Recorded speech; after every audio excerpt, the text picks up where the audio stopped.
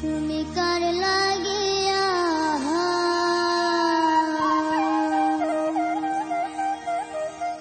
তুমি কার লাগিয়া গাছরে সখী বকুল ফুলের মালা তুমি কার লাগিয়া গাছরে সখী বকুল ফুলের মালা নিশিরাতে কুঞ্জ বনে নিশিরাতে কুঞ্জ বনে আসবে কিষণ কালার তুমি কার লাগিয়া তুমি কার লাগিয়া গাছরে সখী বকুল ফুলের মালা তুমি কার লাগিয়া গাছরে সখী বকুল ফুলের মালা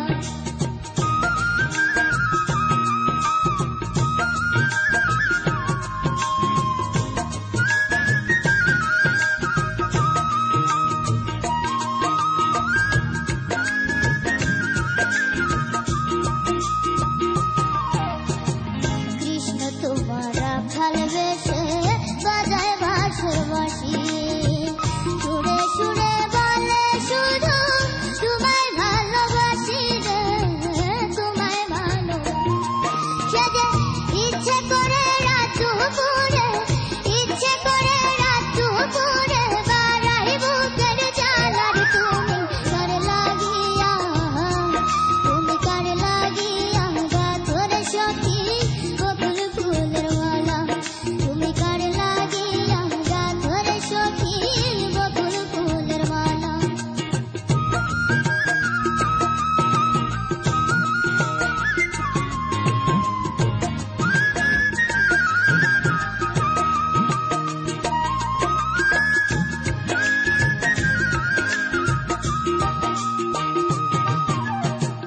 ঘরে তোমার মন বসে না মন যে হয় উদাসী দেখা হলে বলো তারা করতে চরণ দাসী রে করতে চরণ দাসী তারে বারণ করো বিনয় করে বারণ করো বিনয় করে চলতে নিঠুর চালার তুমি কার লাগিয়া তুমি কার লাগিয়া গাছরে সখী বকুল ফুলের মালা তুমি কার লাগিয়া গাছরে সখী বকুল ফুলের মালা নিশিরাতে কুঞ্জ বনে নিশিরাতে কুঞ্জ বনে আসবে কিষণ কালার তুমি কার লাগিয়া তুমি কার লাগিয়া গাছরে সখী বকুল ফুলের মালা তুমি কার লাগিয়া গাছরে সখী বকুল ফুলের মালা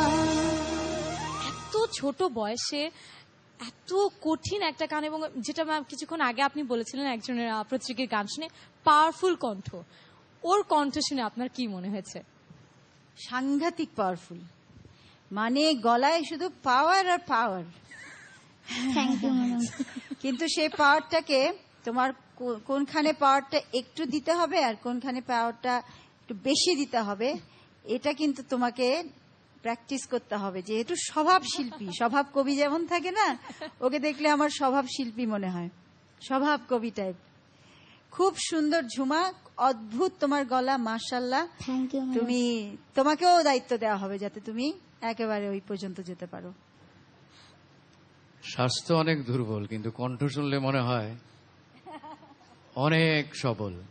যাই হোক, দুর্বলরা ভাগ্যে বিশ্বাস করে, আর সবল যারা আছে না তারা ভাগ্যকে ছিনিয়ে আনে। Thank you sir. তো তোমার যে সবল কণ্ঠ, আমার মনে হয় না ভাগ্য তোমাকে ছেড়ে যাবে, এবং ভাগ্যকে তুমি নিজে সৃষ্টি করতে পারবে, তোমার মধ্যে ওই ক্ষমতা আছে।